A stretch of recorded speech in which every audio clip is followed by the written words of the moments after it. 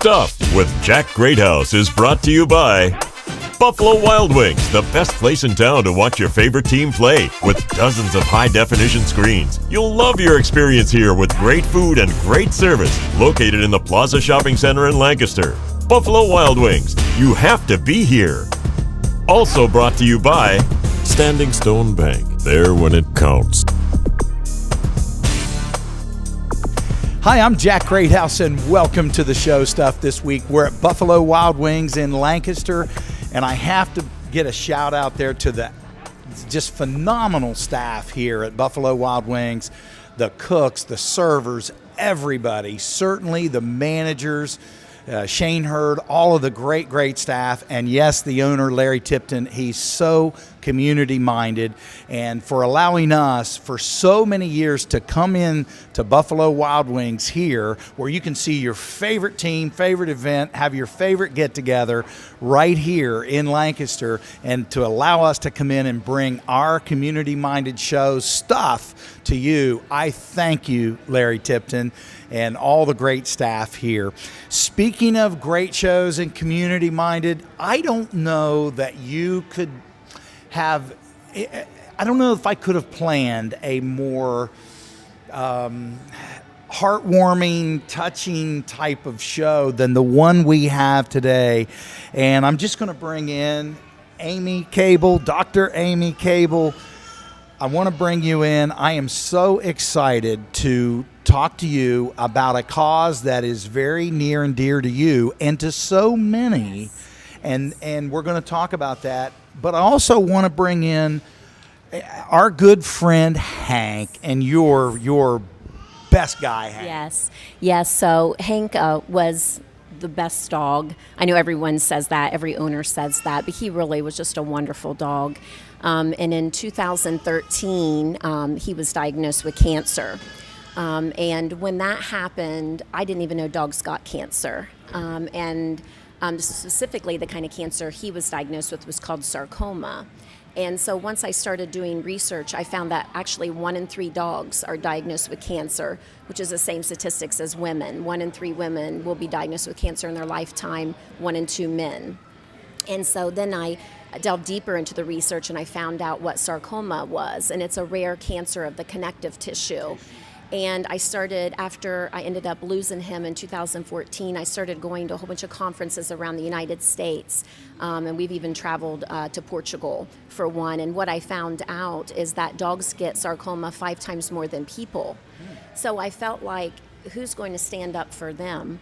Because, everyone's going to stand up for people and children. And actually, children are the ones that get sarcoma the second most common. So dogs are first and then children.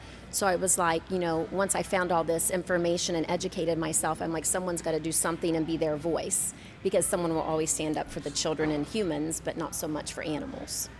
Well, and when you think, Amy, about dogs, and I know when we lost our Rosie, okay, and that's why in reading and hearing and preparing for this show and getting into Hank and just what he represents now, which is such a great cause and a great thing that you are driving, and so many others, by the way, and we'll get into that.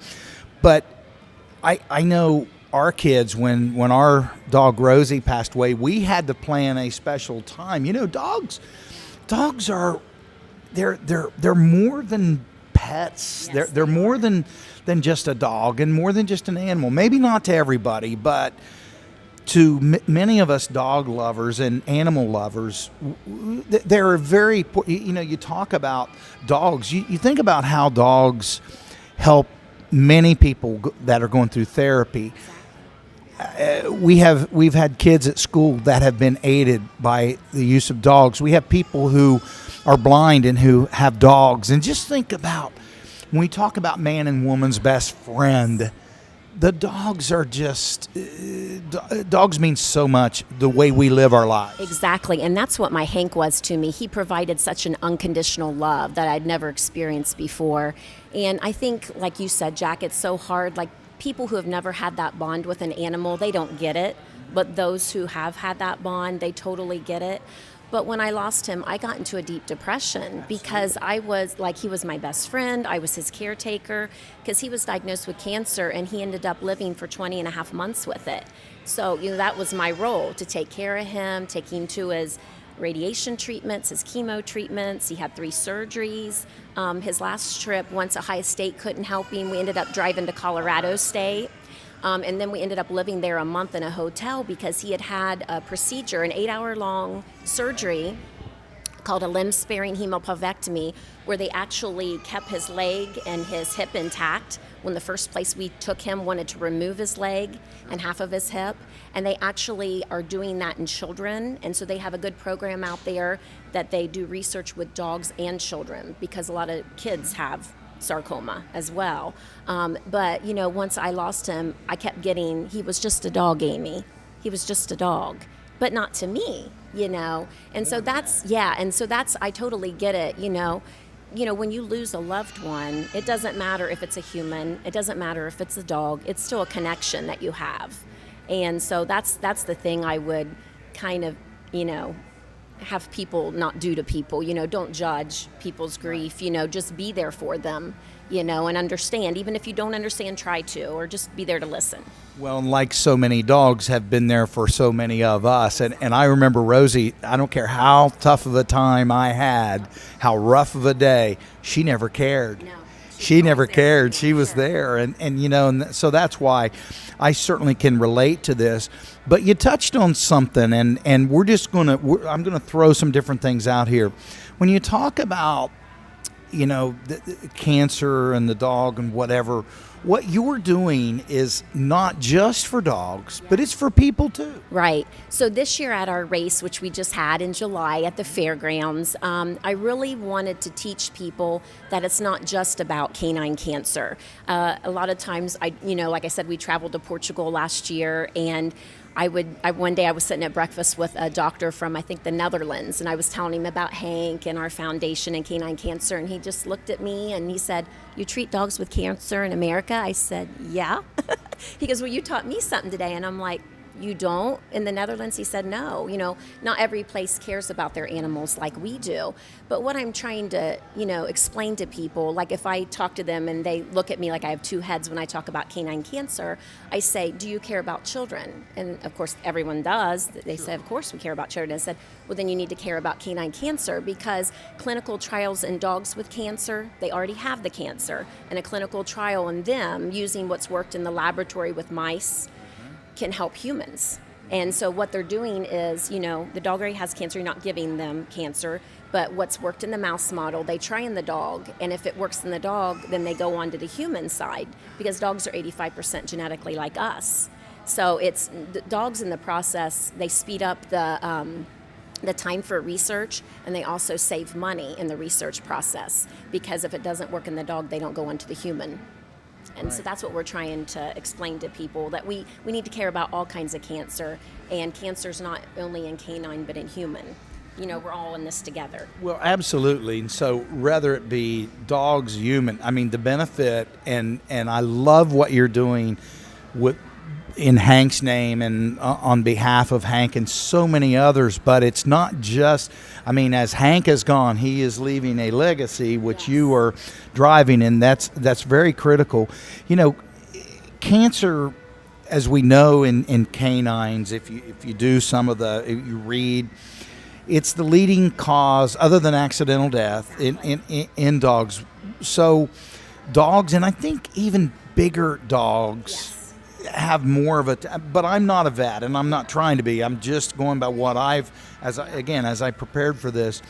So people out there, the awareness, which is something that I think you have done. When you talk about your 5K race, there's more going on out there than just people walking, running, moving.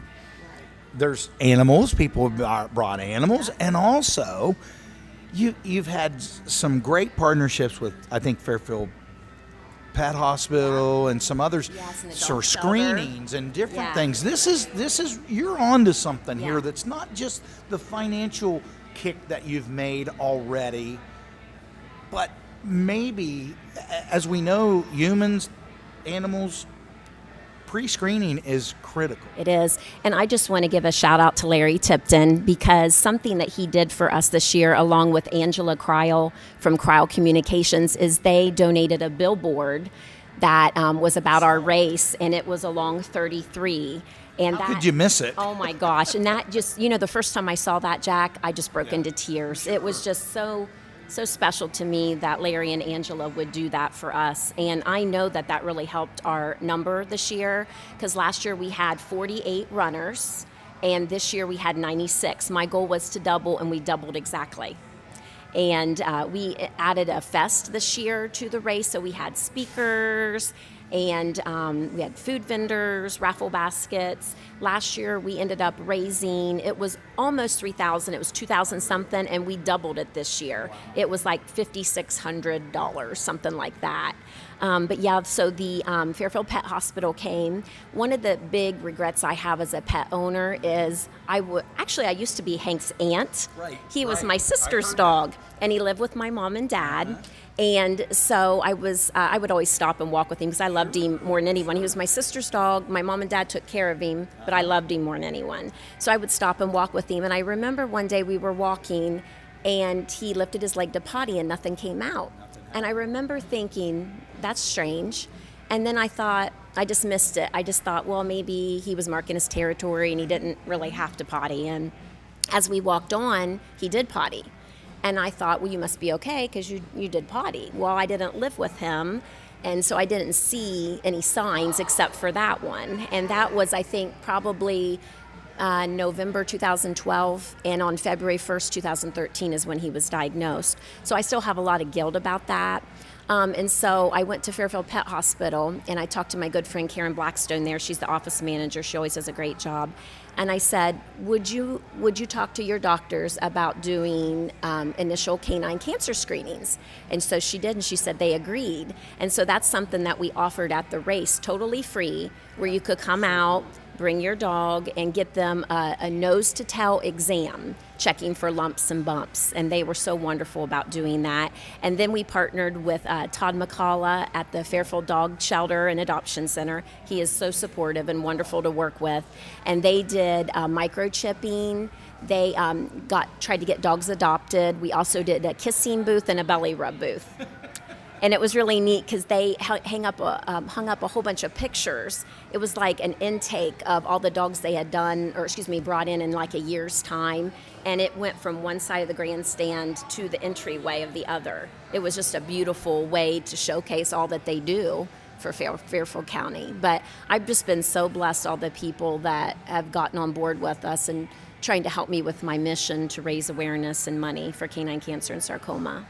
Well, I think, Amy, that people, obviously they trust, and your story is so compelling, and the way you're going about it is the right way. And I also think that people are touched. I think sometimes it takes somebody to lead all of us. Exactly. As far as a good cause go, and I think this certainly is a good cause. How do people, and I know we've got just a couple minutes, we're going to take a break, and then we're going to come back. How do people find out more about being a sponsor, getting involved? And I know that you just had the race in July, but I know you've also got some things coming up in August. Yeah. You got some various things Yeah. happening, so I want to talk more about that too. But how do people find out information about this cause? Yeah, so we have a website, and it's called the Hank Cable Sarcoma Foundation. And that's K. Yes, that's KABEL for cable.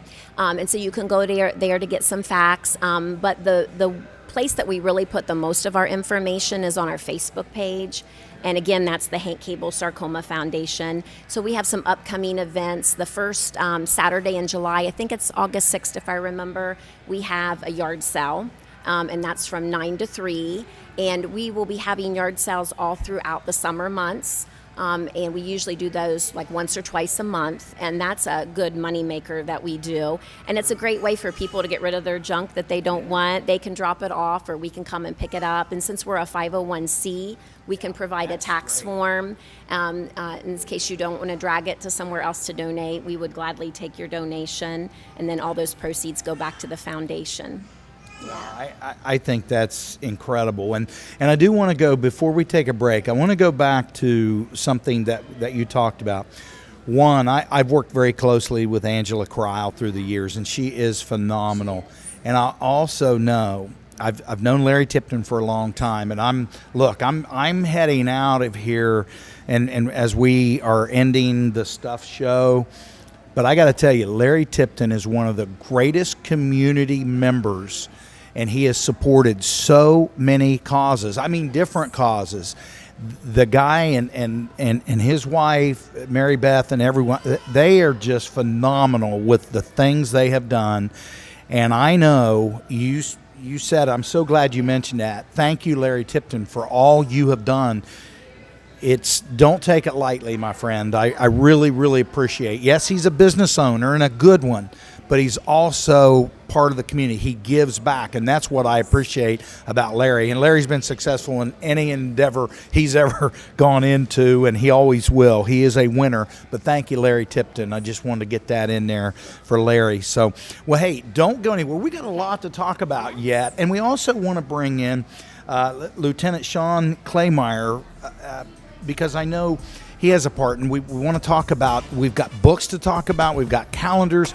There's so much going on in our friend Hank. This is incredible. Don't go anywhere, okay? And don't you go anywhere either. We've got more stuff in just a moment. Welcome back to the show we always affectionately call Stuff, and we're at Buffalo Wild Wings. And again, a shout out to the great staff here and the owner, Larry Tipton. We do appreciate everything. Hey, we've got Amy Cable on here, and we're going to bring in a friend of Hank's, and certainly yours, Lieutenant Sean Claymeyer. Lieutenant, how are you? Thanks for joining us. Good, thank you, sir. It's good to be here. Glad to be here. Thank you. All right. Well, I know you had the opportunity to meet our good friend. He was there. He's not now. I don't know what I'm looking at, but Hank, you had the opportunity, and isn't it all just amazing what Amy is doing in Hank's name? Absolutely, it's a great thing for us too, especially just getting on board with it and trying to raise any awareness that's out there. So she gave us a call and we got involved, and we didn't realize at the time. I didn't realize at the time. With this year we did the calendar, but back in 2013 we had originally met Hank, and so to see that picture and kind of have it around and be here now is a good thing. So. Well, again, that's pretty cool. Speaking of the calendar, let's talk about that, Amy. Yeah. So our first calendar was just pictures of Hank. And he was on the news before we lost him about 33 times. Channel 4 did a segment in the morning called Pet Photos. And so this calendar was all about him being on Channel 4. And that one was 2016. And then last year, we partnered with the Fairfield County Sheriff's Office. And this is a picture of Hank's favorite deputy, which is Jeff Reed. And it was really neat because we used to go to Fairfield Federal every Saturday to do our banking. So he would play with the deputy when he was in there. And this funny picture was when we came out to get in the car and Deputy Reed had gotten off duty. He said, "What's the problem?" I said, "He won't get out of the driver's side. He won't listen to me." He's like, "Move over, I'll take care of this." Well, Hank wouldn't listen to him either. So this is him trying to convince Hank to get into the driver's side so I could drive home. And you got to understand, Hank's not just a little chihuahua. No, yeah. Okay. A big Mastiff Rottweiler, 106 pounds. So he knows he doesn't have to listen. So it was so funny. So I took this shot, and if you can see, Hank's paws on top of his hand as he's trying to tell him to move over. And I sent it to Channel 4, and they put license and registration, sir. So that was our 2017 one. And then 2017, 2018, so is with the Lancaster Fire Department. And then right here is Sean next to Hank. And that's why I wanted him to be here today, because he's extra special to us. And the neat thing about this calendar is last year's with the Sheriff's Department was just for 2017. Well, this year, sorry, I'm always 1 year ahead. Right. But our one with the fire department is actually 2017, 2018. It's a 15-month calendar.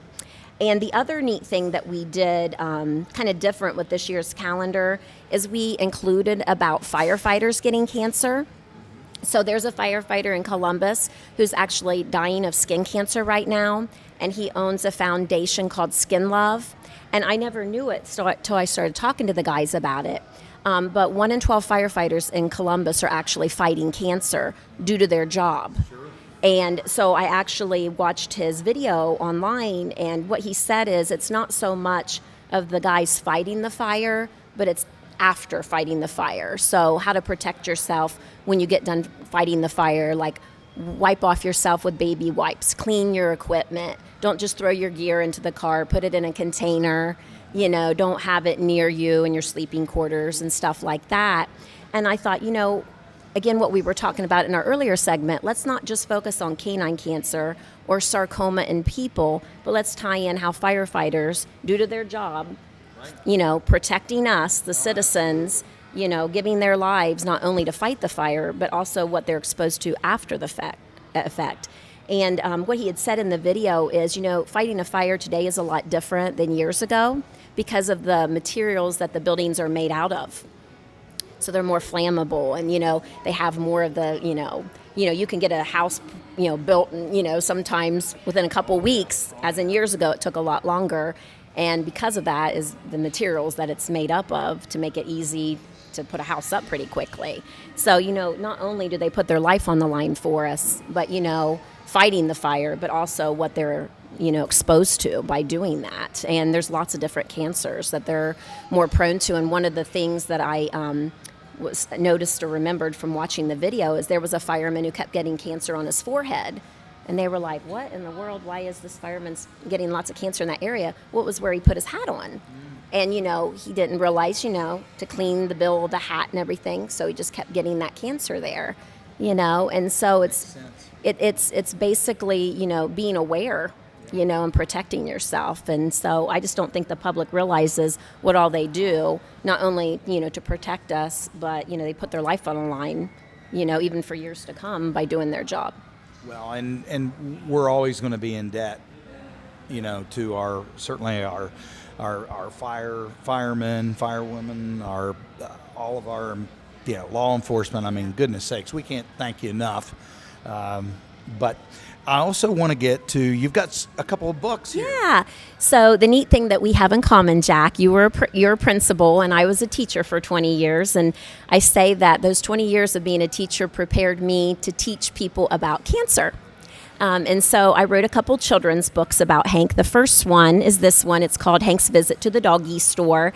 And I actually wrote that on my Christmas break. Would have been 2012 when I was still Hank's aunt. I wasn't his mom yet. And it was just a simple book about going to Pet Supplies Plus on Edie Road and getting a bath.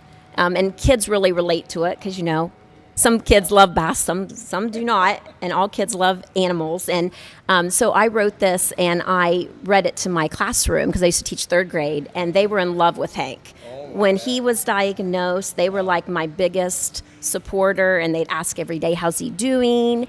They'd say, we're praying for him, Dr. Cable. Just so sweet. And a lot of kids that didn't want to be readers or writers would pick up this book, and they would fight over it during silent reading time.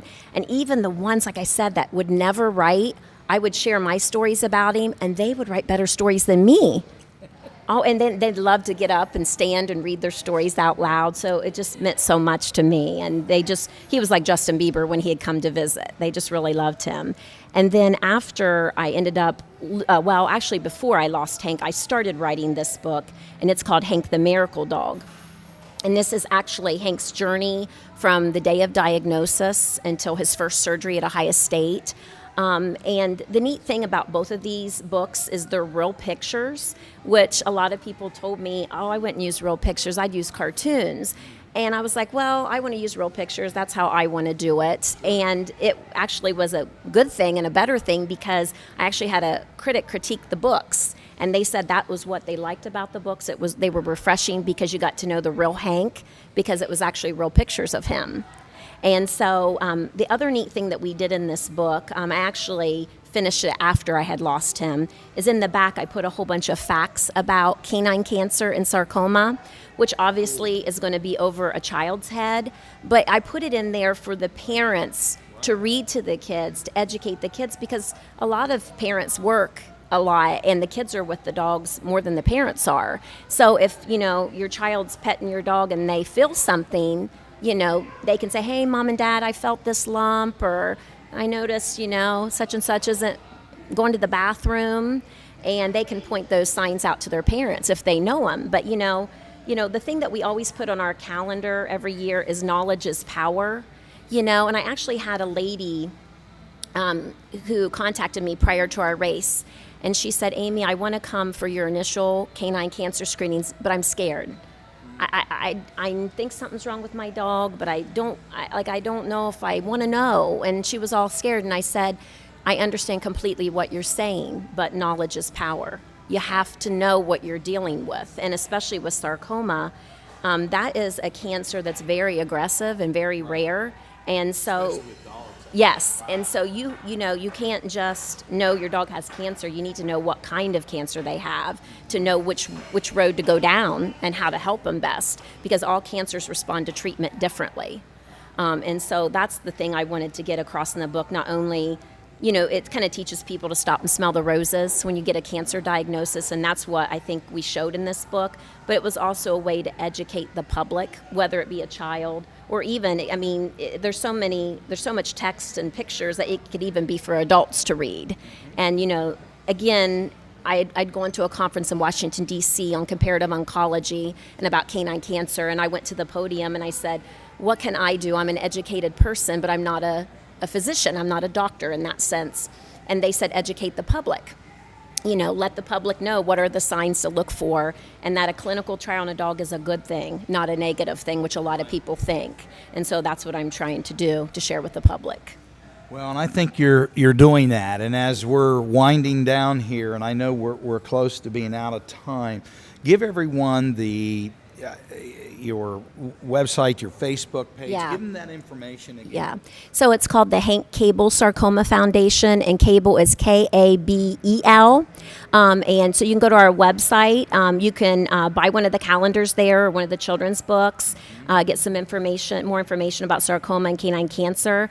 But we also have a pretty active Facebook page and a lot of followers. And that, again, is under the Hank Cable Sarcoma Foundation. And that's where we put a lot of new research. Like I just read an article the other day where they're actually trying to illuminate cancer cells. So when a doctor is performing surgery, they actually illuminate and they can see, and I know Duke University is doing a lot with that. And so, when Hank had his surgery, they said they got 99% of it, but they didn't have that technology back then, or they would have seen the cells that were left over and realized that they hadn't got it all before it spread. Sure. Yeah. Well, I think it's incredible what you're doing. And with community partners like, certainly like Lieutenant Claymeyer, and I really appreciate you coming on. I know you all support this. You have supported it personally, and certainly the department. I know the chief and everyone. We can't thank you enough for getting behind Dr. Cable here and all the great work. Absolutely. Thank you for having us. It's a good thing, good foundation. Glad to be here and be part of it. Thank you so much. And hey, Doc, I got to tell you, carry on. Thank you. Okay, this is a great cause, and preserving Hank's name, and Hank's never going to leave you. Yes, exactly. Which is a good thing. It's a good thing. And it's a good thing. He's not going to leave you, and he's going to help many, many other Exactly. people. And dogs. Certainly dogs. Can't thank you enough for coming on. It means a lot that we have people in our community that care, and it's just, again, it's awareness for not only the cancer in dogs and humans, but also just animals, dogs in general. Yeah. I think it's certainly a good thing. So continue on. Thank you for being on the show. And Jack, thank you for all you do. I heard that this is going to be one of your last shows before you move, and I just want to thank Jack, because so many news stations want to talk about the negative, and what your show does is it focuses on the positive, and I think those are the better stories than just the negative ones. And so I just want to thank you for everything you've done for our community and trying to showcase all the positive things going on out there. You bet. And this is certainly a positive thing. Thank you, Dr. Amy Cable, and certainly Lieutenant Sean Claymeyer. Thank you, sir, very much. Hey, again, thank you to Larry Tipton, Shane Hurd, the great staff here, everyone at Buffalo Wild Wings. I'm Jack Greathouse. May see you next week on Stuff. Stuff with Jack Greathouse is brought to you by Buffalo Wild Wings, the best place in town to watch your favorite team play with dozens of high-definition screens. You'll love your experience here with great food and great service, located in the Plaza Shopping Center in Lancaster. Buffalo Wild Wings, you have to be here. Also brought to you by Standing Stone Bank, there when it counts.